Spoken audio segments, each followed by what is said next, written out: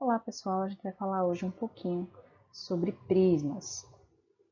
A gente já começou a falar de geometria espacial, primeiramente com os poliedros, e agora a gente vai começar a estudar uma classe específica de poliedros que são os mais conhecidos, na verdade. Então, nós iremos começar falando em geral sobre os prismas. E em seguida, a gente vai detalhar algumas propriedades de alguns deles, tá certo? Bom, os prismas estão presentes no nosso dia a dia, tá? Eu tenho três imagens aqui que eu tirei de uma pesquisa básica na internet, em que a gente tem exemplos de prismas que a gente pode exemplificar, né? O primeiro deles são essas estruturas que as abelhas constroem, que se você olhar ao vivo, elas vão formar como se fossem caixas, cujas, vamos dizer assim, cujas tampas são formatos hexagonais, tá? É um exemplo de seria um exemplo de um prisma de base hexagonal que a gente vai falar também. Nós temos os prédios, né? A maioria dos prédios é construído em uma forma de bloco retangular, mas a gente também tem construções um pouco diferentes, como essa da terceira imagem, que elas parecem um bloco, mas com a estrutura triangular. Então, essas imagens elas exemplificam a presença de prismas no nosso dia a dia. Agora, em matemática, a gente trabalha com definições mais precisas, tá? Eu tentei simplificar ao máximo o conceito, porque o objetivo da gente é identificar esses objetos e calcular algumas medidas dessas estruturas, tá? Então, basicamente, um prisma ele é um poliedro com duas bases paralelas e congruentes, de tal modo que as arestas que as unem são paralelas entre si. Então, você imagina aqui nessa primeira figura, como está exemplificado, imagine um hexágono, que é um polígono de 6 lados iguais, que a gente chama de lados congruentes, né, em geometria. E imagine um outro hexágono que é paralelo ao primeiro hexágono, que está um pouco acima dele, ok? E agora você vai imaginar todos os segmentos que unem esses dois polígonos e que são paralelos a essa reta aqui preta que está na figura, certo? Se você juntar todos esses segmentos, você vai formar essa estrutura, esse objeto, ok? E está na segunda figura. Toda essa região aqui é o prisma, tá bom? Bom, o prisma ele tem alguns elementos que possuem nomes especiais, tá? Eu enumerei aqui 7 deles que eu entendo que são os mais, não só que eu entendo, mas que a matemática considera que são os mais importantes. Nós temos as bases, que são essas tampas, tampa de cima e a tampa de baixo, ok? Todo prisma tem duas bases, que em geral são polígonos, tá? Eles podem ser tanto regulares ou não. O polígono regular, lembrando que é aquele polígono que tem todos os seus lados congruentes, tá?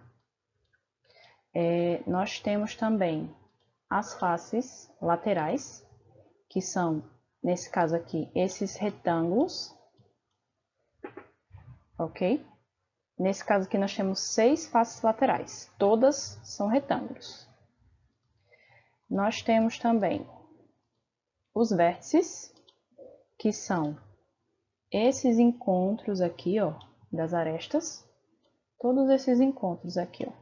Então, na parte de cima nós temos 6 vértices e na parte de baixo nós temos mais 6 vértices, tá bom? A gente chama, da mesma maneira que nos poliedros, aqui com os prismas a gente também fala que são vértices. Nós temos as arestas da base, que são os lados dos polígonos que são as bases, tá bom?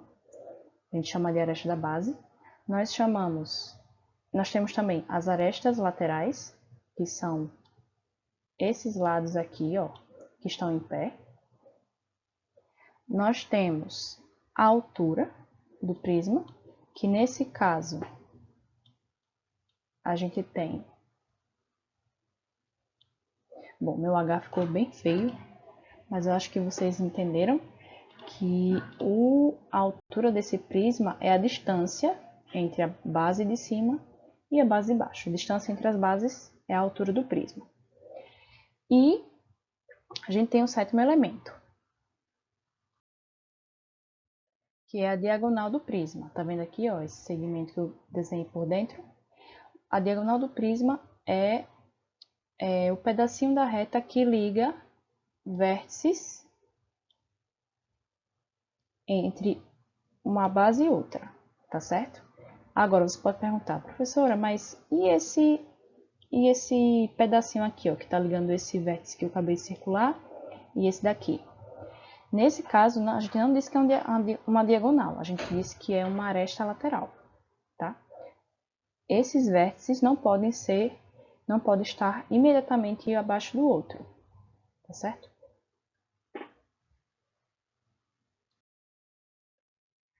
Um outro conceito importante é a seção transversal de um prisma. Imagine que você pega esse prisma e corta ele com um papel.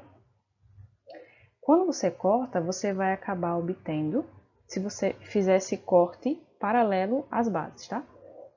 Você vai criar uma seção transversal. E essa seção vai ter o mesmo formato das bases.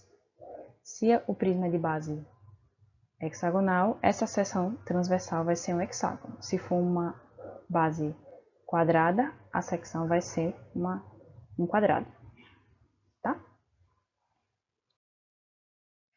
E aí a gente vai para as nomenclaturas. A gente nomeia os prismas de acordo com o número de aresta da base. Se eu tenho uma base triangular, o meu prisma é um prisma de base triangular. Se eu tenho um quadrado, esse prisma vai ser um prisma quadrangular. Se for um pentágono, prisma de base pentagonal. Se for um hexágono, prisma de base hexagonal e assim vai. Aí entra aquela história que eu falei sobre a altura. Nós temos dois tipos de prisma, o prisma reto e o prisma oblíquo. O prisma reto, as arestas laterais são perpendiculares aos planos da base, certo? Lembra lá das retas e dos segmentos perpendiculares que a gente comentou nas nossas aulas?